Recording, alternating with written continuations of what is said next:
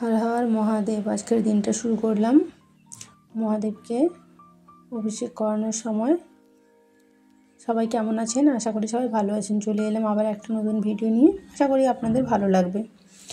দিনটি ছিল শ্রাবণ মাসের ৩য় সোমবার। এই দেখুন, এখানে আমি মহাদেবকে স্নান করিয়ে নিচ্ছি। আর সোমবার বাড়িতে সবাই এরমভাবেই পুজো করে থাকেন। তারপরে দেখুন, এখানে আমি মহাদেবকে একদম আমার স্নান করানো কমপ্লিট হয়ে গেছিলো। এখানে অভিষেক করে নিয়েছিলাম ঘি, মধু, দই দিয়ে। তারপরে দেখুন, এখানে পুজোর জন্য যা সামান নিয়ে এসেছিলো, ফুলমালা, বেলপাতা, যা যা লাগে সব কিছু এখানে নিয়ে চলে এসেছিলো। কিন্তু এখানে আকন্দ ফুলের মালাটা পাইনি, তাই নিয়ে আসেনি। আর মহাদেব সাদা ফুল অনেক পছন্দ করে, তাই জন্য রজনী ফুলের মালা নিয়ে চলে এসেছিলো। তারপরে দেখুন, এখানে মহাদেবকে আমি মালাটা পরিয়ে দিচ্ছিলাম। আর এই ৩য় সোমবার আর মন্দিরে যাওয়া হয়নি, এটা আমি বাড়িতে পুজো করেছিলাম। আর বাড়িতে আমি প্রতি সোমবারই পুজো করি। কারা কারা মন্দিরে গিয়ে পুজো দিয়েছেন আর কারা কারা বাড়িতে পুজো করেছেন সবাই বলবেন। তারপরে এখানে দেখুন, মহাদেবকে বেলপাতা দিয়ে দিয়েছিলাম। আর আমি আমার মতো করে পুজো করেছিলাম। তারপরে দেখুন, এখানে পুজো করে নিচ্ছিলাম।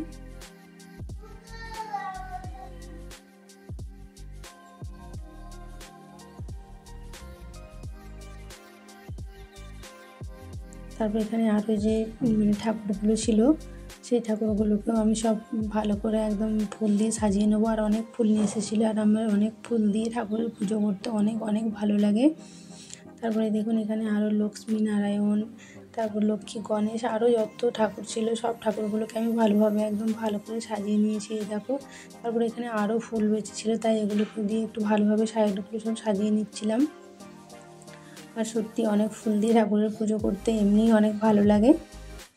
তারপরে এখানে দেখুন তারপরে এখানে আমি পান নিয়ে চলে এসেছিলো। আর মা লক্ষ্মীকে পানের মধ্যে মধু দিয়ে অর্পণ করলে মা লক্ষ্মী অনেক খুশি হন, তাই আমি এখানে মা লক্ষ্মীকে এখানে পানের মধ্যে মধু দিয়ে দিচ্ছিলাম।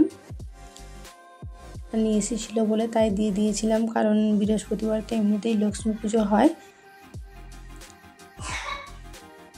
তারপরে দেখুন, এখানে সব পুজো সব কিছু সাজানো আমার কমপ্লিট হয়ে গেছিলো। অনেক ফুল নিয়ে চলে এসেছিলো, সেই জন্য কিছুটা ফুল আবার আমি রেখেও দিয়েছিলাম, কারণ এখনও হরি মন্দিরে পুজো করতে হবে তাই। তারপর এখানে দেখো, আমি আরতি করে নিচ্ছিলাম।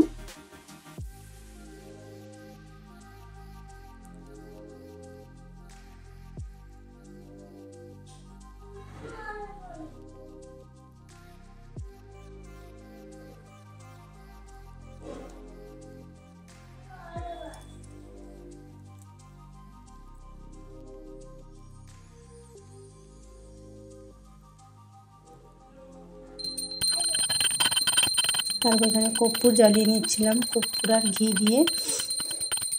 বাড়িতে কর্পূর জ্বালালে খুব ভালো, তাই কর্পূরও জ্বালিয়ে নিচ্ছিলাম। এটা আমি প্রতিদিনই করে থাকি।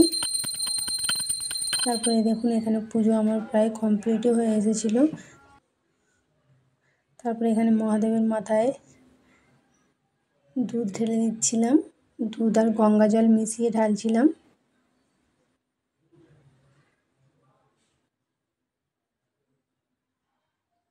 আর সত্যি অনেক অনেক মন করে পুজো করা যায় বাড়িতে। এমনি আমি যে মন্দিরে যাই সেখানেও অনেক মন করে পুজো করা যায়।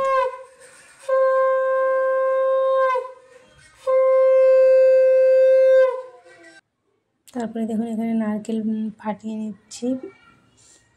তারপর নারকেলের জলটা পুরো ঘরে ভালোভাবে ছড়িয়ে দিয়েছিলাম।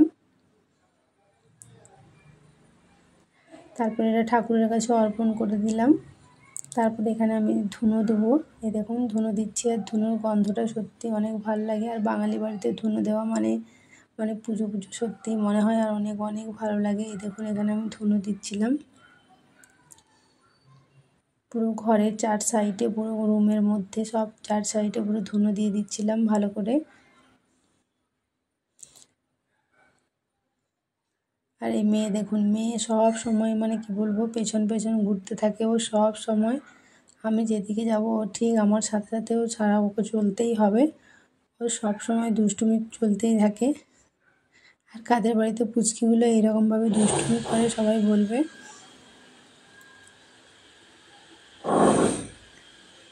ও আমার পেছনে পেছনে গোলাপ ফুলগুলো নিয়ে ঘুরছে, মা গোলাপ জল বানাবে যে ওই জন্য ঘুরতেই আছে। তারপরে দেখুন এখানে আমি নিজে খাবো বলে সুজি বানিয়েছিলাম আর মেয়ের জন্য এদিকে খিচুড়িও বানিয়ে নিচ্ছিলাম। সুজিটা প্রায় কমপ্লিটই হয়ে এসেছে, করছিলাম। তারপরে এখানে আমি একটু জলদি করছিলাম কারণ মেয়েকে নিয়ে ডাক্তারের কাছে যাব। তারপরে এই দেখুন এখানে যেরকম রেডি ছিলাম ওরকমই মেয়েকে নিয়ে ডাক্তারের কাছে চলে গেছিলাম, কারণ মেয়ের শরীরটা সেরকম ভালো ছিল না। তাই এখানে মেয়েকে দেখুন, মেয়ে ওখানে রেডি হয়ে গেছে আর ও তো শুধু মানে বাইরে বেরোলে ওর যে কী ভালো লাগে।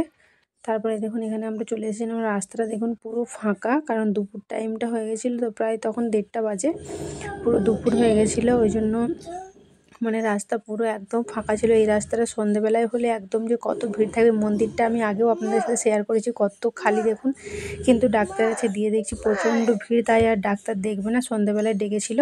তারপরে দেখুন মেয়ে এখানে বল কিনে চলে এসেছিলো, বল নিয়ে এসে খেলছে। তারপরে দেখুন এখানে বৃষ্টি হচ্ছিল, সেই বৃষ্টি হচ্ছিল মানে কি বলবো, এত বৃষ্টি হচ্ছিল সেটাই তোমাদের সাথে শেয়ার করছি। ফোনে কতটা বোঝা যাচ্ছে বলতে পারবো না, কিন্তু প্রচণ্ড বৃষ্টি হয়েছিল। আর বৃষ্টিটা সেই শুরু হয়েছিল মানে অনেক জোরে। আর মেয়ে দেখো এখানে বৃষ্টি হচ্ছে বলে ওর এত আনন্দ হচ্ছে, এত মজা লাগছে, ও শুধু নাচছে, এই দেখো কেমন নাচছে, আনন্দ করছে। আর সত্যি আমি ভিডিও করতে গিয়ে আমিও পুরো ভিজে গেছিলাম। আর সত্যি বৃষ্টিতে ভিজতে অনেক ভালো লাগে। তারপরে দেখো সন্ধেবেলায় একটু বেরিয়েছিলাম ওই মেয়েকে ডাক্তারের কাছে ডাক্তার দেখাবো, আর তারপর আরও কিছু মানে কেনাকাটা করার দরকার ছিল, সেই জন্য বাইরে বেরিয়েছিলাম। তারপরে দেখো আমি এখানে রেডি হয়ে গেছি। তারপরে এখানে চলে এসেছিলাম এই জুতো দোকানে মেয়ের জন্য জুতো নেবো বলে, কিন্তু ওর পায়ের জুতো পাওয়া যায়নি, তাই নেওয়া হয়নি। তারপরেই দেখো রাস্তাটা দেখো দিনের বেলা কেমন ফাঁকা ছিল, আর এখন দেখো কতটা ভিড়, কতটা লোকালিটি। আর বৃষ্টি হয়েছিল তো তাই দেখতে যেন আরও বেশি ভালো লাগছিল, কত সুন্দর লাগছিল, মানে এত সুন্দর লাগছিল কি বলবো। আর তারপরে লোকালিটিটা শুধু দেখো দিনের বেলা হলে কতটা খালি থাকে, মানে দুপুর টাইমটা অতটা ফাঁকা ছিল। তারপর আমরা চলে এসেছিলাম এই ফটো দোকানটায়, এখানে একটা ফটো বানাতে দিয়েছিলাম তাই আমি নিতে এসেছিলাম। আর এখানে দেখো কত সুন্দর সুন্দর পুরো ফটো, কত সুন্দর। তারপরে এখানে এই আম্মাটা বসেছিল সবজি বিক্রি করছিল, এই আম্মাটার কাছ থেকে আমি লঙ্কাও কিনেছিলাম। তারপরে দেখুন এখানে আরও সুন্দর সুন্দর কত ধরনের সব ফটো বাঁধিয়ে রেখেছে। তারপর আমরা গেছিলাম একটু নাস্তা খেতে, কিন্তু নিরামিষ নাস্তা দোকানটা বন্ধ ছিল, তাই বাড়ি চলে এসেছিলাম।